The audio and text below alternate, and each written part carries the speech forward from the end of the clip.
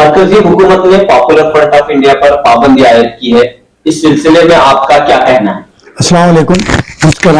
सबसे पहले मैं पॉपुलर फ्रंट ऑफ इंडिया और दूसरे 8 जो तंजीमों को बैन करने के लिए गवर्नमेंट का खुशामदीद करता हूं, क्योंकि जो है इन लोगों की जो अनलॉफुल एक्टिविटीज की वजह से, बहुत से वजूहात की वजह से गवर्नमेंट बड़े गहरे अंदाज से इसको तशखीस करने के बाद में इस नतीजे पर आई है कि पॉपुलर फ्रंट ऑफ इंडिया और दूसरे तंजीमों को बैन करना जरूरी है समझ के। इसमें जो है पहले 2010 में popular front of India Kerala में एक मर्डर करती है, और मर्डर करने के बाद में 2012 में केरला का सीएम खुद एक एफिडेविट फाइल करता है, और हर जगह जो है ये लोगों के दंगे फसादात हो रहे हैं। ये दंगे फसादात के में जो है इनकी शिरकत है बोल के गवर्नमेंट को पता चलने के बाद में पॉपुलर फ्रंट ऑफ इंडिया के साथ और 8 तंजीमों को बयान करके अब इनका जो है इन लोगों को जो है आसाम के अंदर इनके सब जो इन्वॉल्वमेंट्स है बुनियाद पर इतनी बड़ी कार्रवाई हो सकती है। देखिए, ये मैं सिर्फ ह्यूमैनिटी का भी काम करती है। मैं सिर्फ ये मुख्तसर बताया हूँ, ये बिल्कुल मुख्तसर बताया। ह्यूमैनिटी पे कौन से काम आज तंजीमें काम नहीं कर, जितना जो संघ परिवार आरएसएस राष्ट्रीय स्वयं सेवक जो काम करे ह्यूमैनिटी ग्राउंड पे, शायद कोई नहीं कर, तंजीम नहीं कर रही है। क्योंकि हर वक्त देखो फ्लड्स में सबसे पहले राष्ट्रीय स्वयं सेवक आती है, और जहां भी कुछ भी हादसात होते हैं तो सबसे पहले ये आते, बाद में पुलिस वगैरह दूसरे महकमे आते हैं, मगर सबसे पहले ये लोगों का इन्वॉल्वमेंट रहता है और मदद करते हैं। मगर मैं क्या चाहता हूं कि मेरा अपना सोचने का नजरिया कि हर कोई हिंदू मुस्लिम सिख ईसाई सब भाई भाई के जैसा रहना है, देश को बांटने की कोशिश नहीं करना। देश को बांटे तो हमारे खुद का नुकसान है, हमारे पैरों पे हम खुद कुल्हाड़ी मार लेते हैं। ये बात भी सामने आई कि जो भी तंजीमें नफरत फैला रही हैं, जो भी तशद्दुद बर्पा करने के लिए या तशद्दुद के लिए जिम्मेदार है, उन पर भी पाबंदी क्यों नहीं आयद की जाती? और खासतौर पर कांग्रेस और दीगर पार्टियों ने संघ परिवार की तंजीमों का भी नाम लिया।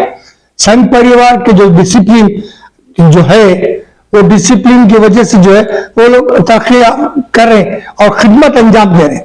सबसे पहली बात खिदमत अंजाम दे रहे हैं।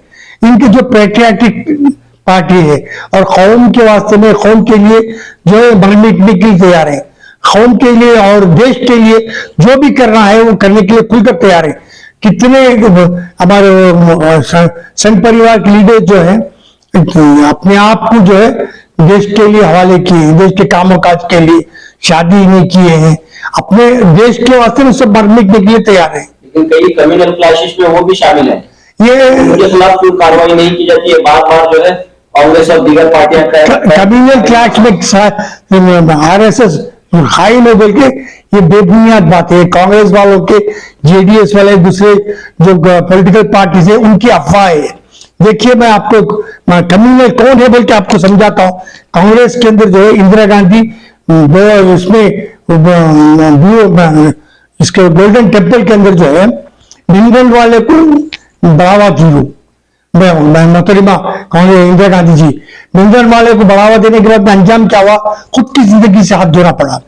राजीव गांधी एलटीटी को बढ़ावा दिए, उसका नतीजे में क्या हुआ? राजीव गांधी को खुद जान गंवानी पड़ी। तो इन लोगों के जो है ये कांग्रेस वाले जो है divide and rule policy adopt करके अपने मफाद के लिए देश में अमन कायम करने के बजाय तशद्दुद पैदा करें, दहशतगर्दी पैदा करें। तो इसलिए मेरी गुजारिश है हमारे कौम से कि हम लोग सब मिलजुल के देश के लिए काम करें।